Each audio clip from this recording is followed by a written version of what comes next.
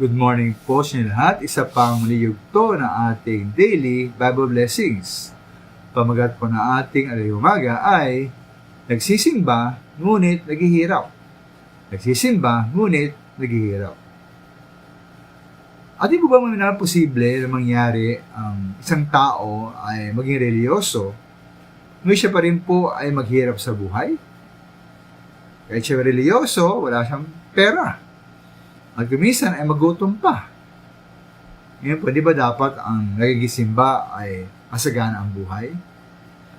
O saan na posible ang isang taong reliyoso at palasimba ay maghirap at magutom kung para sa kanya ang pagiging reliyoso ay katumbas lamang ng pagisimba. Ngunit pa lang natin maminamahal na ang tunay na pagiging reliyoso o maka-Diyos ay higit pa sa pagkisimba o pagsamba. Ito po ay pagsunod sa buong kalooban ng Diyos.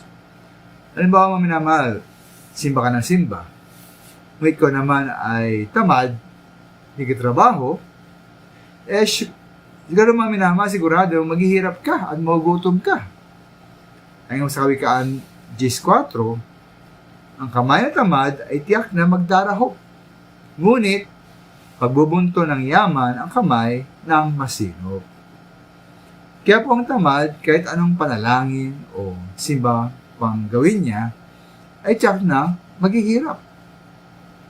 Ganyan maminamahal ang mangyari sa isang taong waldas at di marunong mag-impok para sa kinabukasan. Kaya siya magsimba, siya pa rin maaaring maghirap. Yung sabi kaan 21:20, ang bayan ng matalino ay napupuno ng kayamanan, ngunit lahat ay winawaldas ng taong mangmang. Kapag tayo ay mangmang minamahal at hindi marunong mamahalan ng tama ng ating yaman at ari-arian, tiyak po na tayo po ay maghihirap at magugutom. Kaya po ang tunay pagiging reliyoso minamahal, hindi lamang uko sa pagisimba o pagsamba, hindi po ukol po sa ating buong pagkatao. Ito po sinabi po sa Santiago 1:26-27, po roon, ukol sa pagpigil sa dila, pagtulong sa mga ulila at byuda, at pag-iwas sa kasamaan ng salibutan bilang pagiging reliyoso.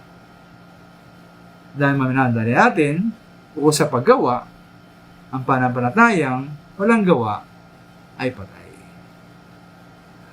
Salamat po.